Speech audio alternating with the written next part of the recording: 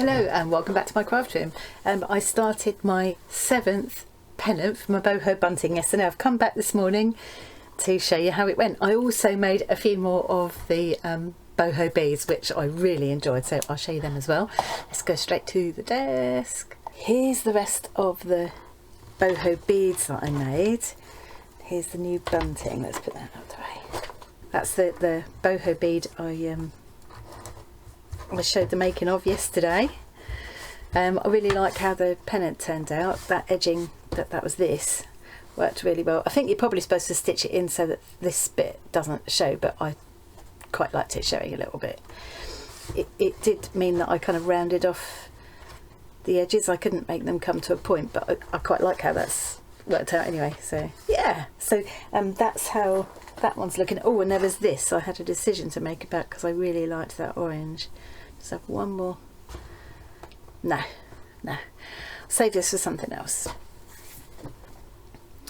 So, and then here were the other beads that I made in the same way as this one that I showed yesterday. There we go. I love them.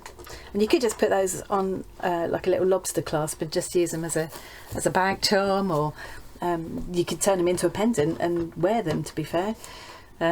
Yeah, really enjoyed them. I'll give you a little bit of a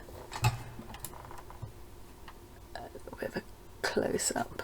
So they're all made with the stuff out the scrap bags from Bazaar, or the braids and things that I got from that shop in Walthamstow. It's such an amazing place. There's a teeny weeny little shop sandwiched in between all the other shops on Walthamstow High Street, and but it's just like an Aladdin's cave. Once you get in there, it goes way back.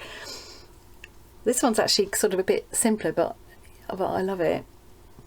I used the beads, all came out of the scrap bags, except for these wooden ones that I've used on the ends. Oh no, actually some of the wooden ones, the green ones, and those pearly ones came from scrap bags. Some of them came out of my scrap jars. I used a bit of wire. Seed beads came in the scrap bags. The tassels I made years ago, and I've used the wire to make the hangy things as well. But yeah, and you could totally just make these with tiny scraps that you couldn't do anything else with.